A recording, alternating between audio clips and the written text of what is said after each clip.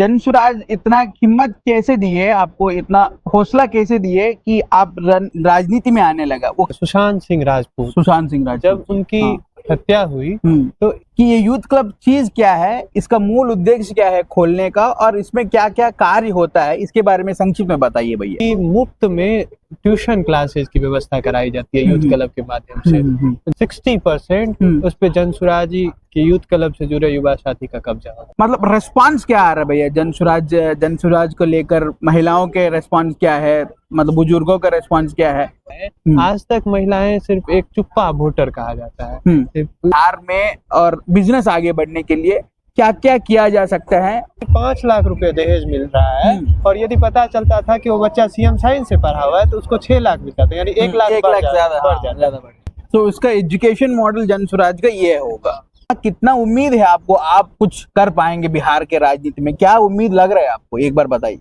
अभी जनसुराज दरभंगा में कितना हद तक जा पाएंगे भैया, एक बार आप बताइए। ज्यादातर लोगों को मोदिया भी आप जो गांव में राजनीति कर रहे हो, खुरथू पंचायत है, उसमें समस्या क्या है, उस समस्या का निदान क्या हो सकता है, एक बार संक्षिप्त में बताइए भैया। 2-3 जनसुराज से मेरा व्यक्तिगत स्वार्थ यही है कि जब जनसुराज आएगा तो फिर से वो जो मेरे साथी पढ़ाई के लिए और रोजगार के लिए बाहर चले गए हैं वो आएंगे, और जीवन में ऐसा दिन मेरे जीवन में आएगा कि मेरे उन साथियों के साथ फिर से मैं क्रिकेट खेलूंगा अपने गाँव। नमस्कार, मेरा नाम प्रवीण है, आप देख रहे हैं प्रवीण जनसुराजी यूट्यूब चैनल। इस यूट्यूब चैनल के माध्यम से जनसुराज से जुड़े हुए लोग हैं जो जमीन पे धरातल पे काम कर रहे हैं। प्रशांत किशोर का सपना लेकर बिहार को आगे बनाने में जो लेकर काम कर रहे हैं, वो लोगों के साथ इंटरव्यू किया जाएगा और वो लोग को एक कैमरा फेस और ये वीडियो में लिया जाएगा। सो इसी के दौरान हमारे साथ है सौरभ चौधरी जी। सौरभ चौधरी जी एक युवा नेता है दरभंगा का, और सौरभ चौधरी जी एक एजुकेशनलिस्ट भी है, बिजनेस भी करते हैं, और इनसे जानने का आज प्रयास करेंगे ये सौरभ द्विवेदी जी अभी राजनीति में क्यों जुड़े हैं और जनसुराज में इसके भूमिका क्या है, आगे बिहार में एक बेहतर व्यवस्था बनाने के लिए ये कैसे काम कर रहे हैं, इससे जानने का प्रयास करेंगे। इंटरव्यू का शुरुआत यही है, और आप लोग देख सकते हैं इंटरव्यू में कई और अन्य प्रश्न हम लोग पूछेंगे। बहुत बहुत धन्यवाद सौरभ भाई आपको आने के लिए, और आप एक युवा नेता है, पहली बार हमारा ये शो में युवा नेता का इंटरव्यू हम लोग ले रहे हैं, इसके लिए बहुत बहुत धन्यवाद आपको इंटरव्यू की एग्री करने के लिए। एक बार शो पहले स्टार्ट होने के पहले भैया एक बार आप संक्षिप्त में अपना परिचय दे दीजिएगा, आपका बचपन और आपका लाइफ ट्रैजेक्टरी, इसके बारे में थोड़ा बात कीजिए भैया। First of all thanks for having me Praveen भाई। मेरा नाम सौरभ चौधरी है। मैं दरभंगा जिला के घनश्यामपुर प्रखंड है। दरभंगा जिला में दूसरा सबसे बड़ा गांव कोरथू है, वहां से बिलोंग करता हूँ। मेरी +2 इंटर तक की पढ़ाई लिखाई पब्लिक स्कूल दरभंगा के हॉस्टल में रह के हुई है। उसके बाद मैं मेडिकल का तैयारी करता था, फिर उधर अच्छे मेडिकल कॉलेज नहीं मिलने की वजह से मैंने उसको छोड़ के इधर बिजनेस में आ गया और एजुकेशन से जुड़ा हुआ। मेरा चाणक्य एकेडमी नाम से एक K-12 का कोचिंग इंस्टीट्यूट है, और डिफेंस एकेडमी भी है जिसमें कि ग्रामीण क्षेत्र के बच्चों को आर्मी, नेवी, एयरफोर्स और दरोगा के लिए तैयारी कराई। भैया इसके पहले जनसुराज आने के पहले आप नेतागिरी में नहीं थे? बिल्कुल। हाँ, पर जनसुराज इतना हिम्मत कैसे दी है आपको, इतना हौसला कैसे दिए कि आप राजनीति में आने लगा? वो क्या वजह था आपको राजनीति में खींच के लाया है? आपको याद होगा जब लॉकडाउन लगा था तो बिहार के ही एक बहुत बड़े सुपरस्टार जो कि बॉलीवुड में थे, सुशांत सिंह राजपूत जब उनकी हत्या हुई तो एक वर्ड का चर्चा बहुत न्यूज चैनल पे चला, नेपोटिज्म। नेपोटिज्म क्या कि जो एक्टर एक्ट्रेस हैं, एंटरटेनर है, वो अपने बच्चे को ही मौका देते हैं। लेकिन यदि आप गौर से देखें तो उससे कई गुना ज्यादा पॉलिटिक्स में जो है नेपोटिज्म है, यानी कि नेता का बेटा ही नेता बनता है। और बिहार में बात करें तो बिहार में पॉलिटिकल पार्टी आप जितनी भी उठा के देख लो तो जो बना नेता फिर उसके बाद उसका बेटा और बाकी जो कार्यकर्ता है वो झंडा उठा के पीछे चलते जाए। इससे अल्टरनेट जनसुराज हम लोग को एक ताकत दे रहा है, एक प्लेटफॉर्म क्रिएट करके दे रहा है यूथ क्लब के माध्यम से कि हम लोग इससे जुड़े और जो भी राजनीति में जिस जगह बनाना चाहते हैं अपनी क्षमता के अनुसार वहाँ जगह बनाने के लिए मेहनत करें। इसके पीछे प्रशांत जी की रणनीति और जनसुराज का संसाधन मुहैया कराया जाता है और वो अपना जगह बना सकते हैं। सही बात है भैया। ये यूथ क्लब के बारे में आप बात उठाए थे, एक बार हम पूछना चाहते हैं कि हमारे दर्शकों भी जानने चाहते हैं, दर्शक भी, कि ये यूथ क्लब चीज क्या है, इसका मूल उद्देश्य क्या है खोलने का, और इसमें क्या क्या कार्य होता है, इसके बारे में संक्षिप्त में बताइए भैया। पिछले साल मैंने यूथ क्लब खोला था और इसका अनुभव मैं आपके दर्शकों से शेयर करने जा रहा हूँ। यूथ क्लब जैसा बताया मैंने एक प्लेटफॉर्म है कि राजनीति में ऐसे युवाओं को लाने का जिसके पीछे पिताजी चाचा मामा कोई नहीं रहे हैं, राजनीति की बहुत अच्छी सूझबूझ नहीं है, वो लोग यदि राजनीति में आना चाहते हैं तो उनके लिए सबसे बेस्ट प्लेटफॉर्म। साथ ही साथ यूथ क्लब जैसे होता है उसमें 25 अध्यक्ष के साथ साथ उनके मेंबर होते हैं, फिर 100 मेंबर जोड़े जाते हैं। हाँ। लेकिन उस यूथ क्लब खोलने से वहाँ के समाज पे क्या इम्पैक्ट पड़ता है और वहाँ के लिए क्या हो रहा है, तो यूथ क्लब से जो मैंने 2 काम करा है कि एक सबसे पहले किट मुहैया कराया जाता है, जैसे कैरम बोर्ड मुहैया कराया जाता है जिस दिन यूथ क्लब खुलता है, तो उससे छोटे बच्चे आके खेल सकते हैं। और दूसरा कि मुफ्त में ट्यूशन क्लासेस की व्यवस्था कराई जाती है यूथ क्लब के माध्यम से, जिसमें कि मैं खुद अपना अनुभव शेयर करूं कि हमारे जो कोरथू पंचायत गांव है बोरबा, वहाँ मैं खुद संडे को जाया करता था 100-125 बच्चे को पढ़ाने के लिए मुफ्त में हर एक संडे को। ओके हाँ। और क्या चीज है, जो भी व्यक्ति यूथ क्लब से जुड़े हैं, जरूरी नहीं है अध्यक्ष, उसमें और भी पद हैं जैसे उपाध्यक्ष के हैं, सोशल मीडिया प्रभारी हैं, कोषाध्यक्ष हैं, वो भी अपनी कुछ राजनीतिक महत्वाकांक्षा है तो उनके क्षमता के अनुसार उनको आगे बढ़ाने का काम किया जाता है। बहुत बहुत बढ़िया। मतलब ये एक जमीन स्तर से ग्रास रूट लेवल लीडरशिप का डेवलप करने के लिए ये कार्यक्रम है, क्योंकि हमारे बिहार में वार्ड स्तर पंचायती राज जो व्यवस्था है उसमें 1.25 लाख पद है, 1.25 लाख पद है, 1.25 लाख। तो और उसमें जो जनसुराज से जुड़े हुए यूथ क्लब के युवा साथी हैं, जो उनका आपको देखने को मिलेगा अगले पंचायती राज में कि मोर देन 60% उस पे जनसुराजी के यूथ क्लब से जुड़े युवा साथी का कब्जा होगा। काम चलो भैया। अभी मतलब आप ग्राउंड पे धरातल पे जा रहे हो जनसुराज को लेकर, जनसुराज में लीडरशिप करने का जो काम है वो आप अपने सोल्जर्स पे लेकर आप कर रहे हो। मतलब रिस्पांस क्या आ रहा है भैया जनसुराज को लेकर? महिलाओं के रिस्पांस क्या है, मतलब बुजुर्गों का रिस्पांस क्या है, ओवरऑल सोसाइटी का रिस्पांस क्या है जनसुराज को लेकर? प्रवीण भाई, सबसे चौंकाने वाली बात देखने को मिलती है इसमें क्या, महिलाओं की भागीदारी बहुत अत्यधिक जनसुराज में देखने को मिलता है। कुछ दिन पहले बापू सभागार में महिलाओं का कार्यक्रम हुआ था, उसमें मेरे समझ से या और भी जो राजनीति को समझते होंगे मेरे से उम्र दराज भी व्यक्त होंगे, इतनी बड़ी तादाद में 15,000 से ज्यादा महिलाएं पूरे बापू सभागार में भरी हुई थी, बिहार के कोने कोने से आई थी। ये बहुत बड़ी अचीवमेंट है जनसुराज के लिए और हम सभी जनसुराजियों के लिए। अब जनसुराज क्या कर रहा है महिलाओं के लिए, 2 बातें जिसको कनेक्ट कर पा रही हैं महिलाएं। आज तक महिलाएं सिर्फ एक चुप्पा वोटर कहा जाता है, लेकिन चुप्पा वोटर, हाँ। लेकिन पहली बार ऐसी होगी आजादी के 75 साल के बाद कि 243 विधानसभा है बिहार में, उसमें से 40 विधानसभा 38 जिला है, उसमें से 40 विधानसभा में महिला विधायक की उम्मीदवार होंगी जनसुराज से। और दूसरा क्या है कि महिलाएं की बहुत सारी समस्याएं आप जो है डोमेस्टिक वायलेंस सब आप देखते होंगे, सुनते होंगे, पेपर में पढ़ते होंगे, लेकिन इस सब का समाधान मुझे क्या लगता है, यदि और एक वर्ड चलता है वुमेन एम्पावरमेंट, वो तभी संभव है जब महिलाएं सेल्फ डिपेंडेंट होगी और इकोनॉमिकली इंडिपेंडेंट होगी। तो इनके लिए प्रशांत जी का क्या वादा कर रहे हैं? जनसुराज में हम लोग कहते हैं जनसुराज आएगा और 5 चीज हो जाएगा। हाँ, उन 5 चीजों में जो तीसरा पॉइंट आप देखोगे वो है क्या, महिलाओं को 4% ब्याज दर पे उनको लोन मुहैया कराया जाएगा।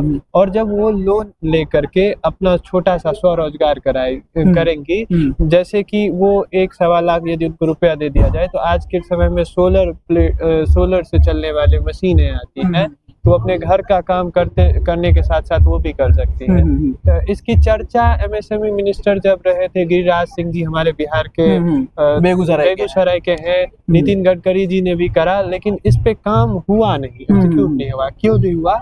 तो जो वो 1 से 1.25 लाख रुपए की जो मशीन आती है, उतनी महिलाओं के पास उतने पैसे होने के अभाव में वो मशीन खरीद ही नहीं पाए।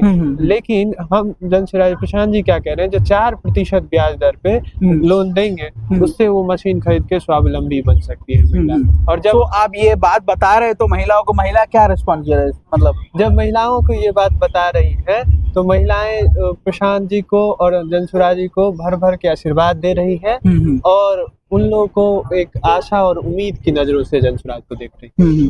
भैया, आप एक राजनेता के साथ साथ भी, मतलब राजनीति करते हुए आप एक बिजनेस भी चला रहे हो, खासतौर के एजुकेशन का बिजनेस चला रहे हो। एजुकेशन का बिजनेस में मतलब और आगे बढ़ने के लिए बिहार में और बिजनेस आगे बढ़ने के लिए क्या क्या किया जा सकता है, और इसका रियलिटी बताइए, और क्या क्या किया जा सकता है इसके बारे में बताइए। पहले मैं बात शिक्षा पे करूं। बिहार बहुत जहां नालंदा और विक्रमशिला रही है, वहां उस बिहार की स्थिति अभी ये है कि सरकारी विद्यालय में खिचड़ी पिलुआ वाला मिलता है और कॉलेज में डिग्री मिल रहा है, पढ़ाई कहीं नहीं होता है। यदि मान लीजिए कि मेरे पिताजी के पास आर्थिक रूप से थोड़े पैसे थे, तो उन्होंने 12 तक सीबीएसई बोर्ड में पढ़ा दिया। फिर उसके बाद यदि हमने बिहार की किसी यूनिवर्सिटी से ग्रेजुएशन कर लेते हैं, तो कहीं प्लेसमेंट नहीं है। एक आपको दर्शकों को इंटरटेनमेंट भी होगी और सच्चाई भी होगी। यदि हमारे दरभंगा से बिलोंग करते हैं तो जानते होंगे, मैं इस बात से दहेज प्रथा का बढ़ावा नहीं दे रहा हूँ, पर बता रहा हूँ, जिस सीएम साइंस कॉलेज है, एलएनएम का सबसे बेस्ट कॉलेज है, उससे मैं केमिस्ट्री ऑनर्स किया हूँ। उसमें ऐसा कहा जाता है कि हम लोग के सीनियर बताते हैं कि पहले उस कॉलेज का वो रुतबा था कि जब जो बच्चे उस कॉलेज से पास आउट हो जाते थे, उनको यदि 5 लाख रुपए दहेज मिल रहा है, और यदि पता चलता था कि वो बच्चा सीएम साइंस से पढ़ा हुआ है, तो उसको 6 लाख मिलता था, यानी 1 लाख ज्यादा। और अभी का परिस्थिति ये है कि उस सीएम साइंस से केमिस्ट्री ऑनर्स, साइंस के ऑनर्स करने के बावजूद आपको 5,000 रुपए के जॉब पर मंथ भी मिलना मुश्किल हो गया। तो ये परिवर्तन आमूलचूल तभी आ सकता है जब यहाँ पे विश्व स्तरीय यहाँ पे शिक्षा व्यवस्था बनाए जाए, जैसा कि प्रशांत जी कह रहे हैं। इसके लिए उन्होंने एक बात कही, जिसमें कि जो विपक्षी दल के नेता हैं वो बहुत कटाक्ष और बहुत अपना वक्तव्य दे रहे हैं। बात है कि वो पढ़े रहते हैं, 9वीं फेल रहते हैं, तो उन्होंने सुनी सुनाई बातें पे या उनके जो चुटपुंजियां आसपास बोलते रहते हैं, उनकी सुनी सुनाई बात को वक्तव्य दे देते हैं। लेकिन प्रशांत जी जो कह रहे हैं, उनको बात को लगता है गौर से सुने नहीं है वो। प्रशांत जी क्या कह रहे हैं कि हमारी सरकार, जब जनसुराज की सरकार आएगी, तो 15 मिनट के अंदर शराबबंदी को फेंक देंगे, हटा देंगे। उससे जो राजस्व की क्षति हो रही है हर एक साल बिहार सरकार को 25,000 करोड़ की, उस पैसे का प्रयोग बजट में नहीं होगा, बजट से अलग रखा जाएगा। नेताजी की सुरक्षा पे खर्चा नहीं किया जाएगा, उसका खर्चा बिहार में प्रखंड स्तर पे पहले बच्चों को विश्व स्तरीय शिक्षा दिया जाएगा, और नेदर हार्ट मॉडल पे हर एक प्रखंड पे पहले एक विद्यालय, हर एक साल एक एक विद्यालय खोला जाएगा, हर एक प्रखंड, 534 के 534 प्रखंड में। तो इसका एजुकेशन मॉडल जनसुराज का ये होगा। भैया, ज्यादातर जो आरजेडी वाले हैं वो लोग बोलते हैं कि तेजस्वी यादव जो है पूरा ये राज्य का, पूरा बिहार का एकलौता युवा नेता है। जनसुराज में युवा नेता कोई है नहीं क्या?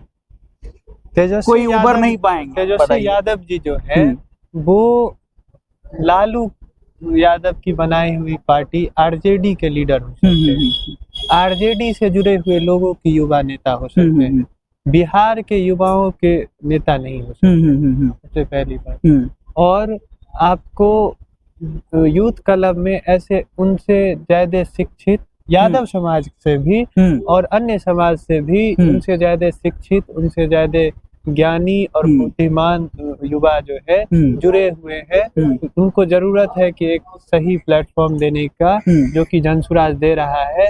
और आपको दिखेगा, और अभी भी आप यदि किसी भी यूथ क्लब या जनसुराज से जुड़े युवा से बात करोगे तो आपको लगेगा कि उनमें जो बुद्धिमत्ता है वो तेजस्वी यादव और जो नेपोटिज्म किड है पॉलिटिक्स में, उनसे लाखों गुना बेहतर है।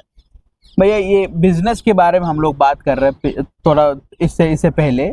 भैया बिजनेस करने के लिए बिहार में कैसे एनवायरनमेंट है, रियलिटी क्या है, और हम लोग को इसको सुधारना है तो अगर बिजनेस का एनवायरनमेंट बनाना है तो क्या करना पड़ेगा आपका हिसाब से? आप एक बार 2 मिनट बोलिए भाई। बिहार में ये सच्चाई है कि अभी ईज ऑफ डूइंग बिजनेस उतना सही नहीं।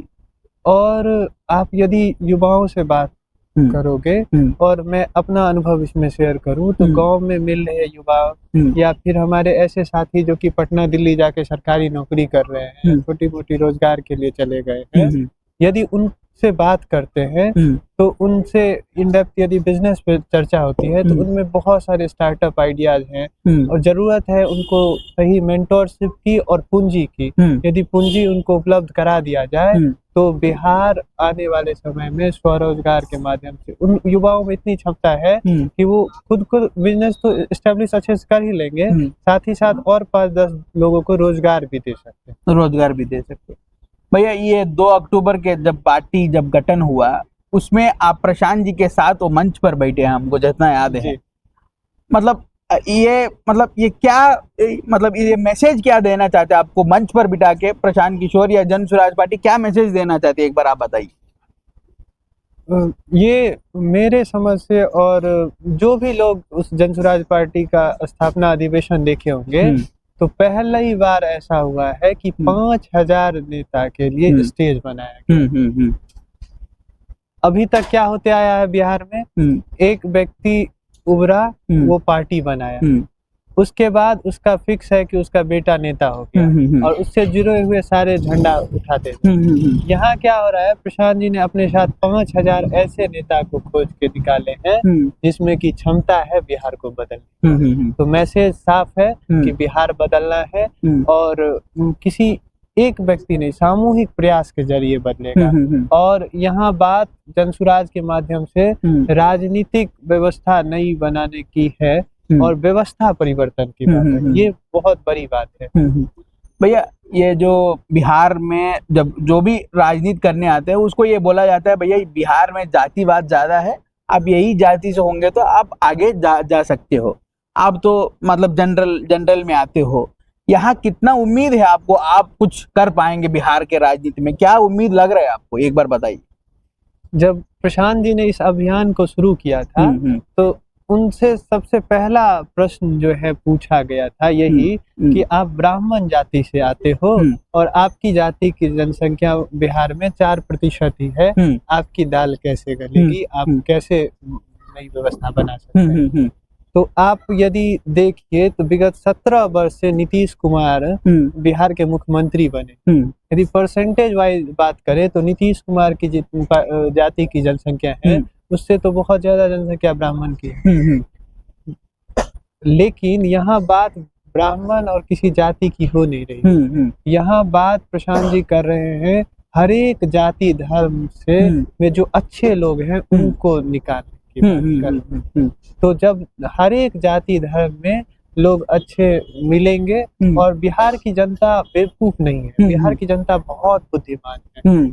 अभी तक 30 वर्ष तक जो वोट डाल रही है बिहार की जनता वो डर के कारण, कुछ जैसे मुस्लिम समाज के लोग हैं वो बीजेपी को कभी वोट नहीं डाल सकते, इसलिए उनको नहीं अभाव में, कोई ऐसा बेहतर विकल्प के अभाव में वो आरजेडी को दे रहे हैं। उसी तरह जो सवर्ण समाज है वो आरजेडी को वोट नहीं कर सकती है, इसलिए बीजेपी को वोट करती है। अब इस 2025 के चुनाव में जनसुराज एक विकल्प बन के आएगा उन सभी समाज के लोगों के लिए जो कि बेहतर विकल्प की तलाश में थे। और जब हर एक जाति और धर्म से अच्छे लोग चुन के आएंगे तो यहाँ की बिहार की जनता से उम्मीद है, और यहाँ की इतनी बुद्धिमान और बुद्धिमत्ता से भरे हुए जनता से उम्मीद है कि वो सही विकल्प को चुनेगी और बिहार में व्यवस्था परिवर्तन होगा।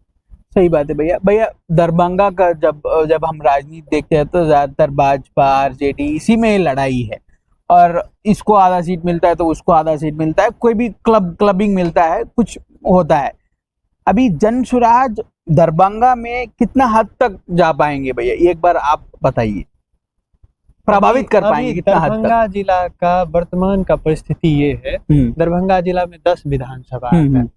उस विधानसभा में से 8 पे जो है बीजेपी का कब्जा है और एक दरभंगा ग्रामीण क्षेत्र आरजेडी बचा पाई।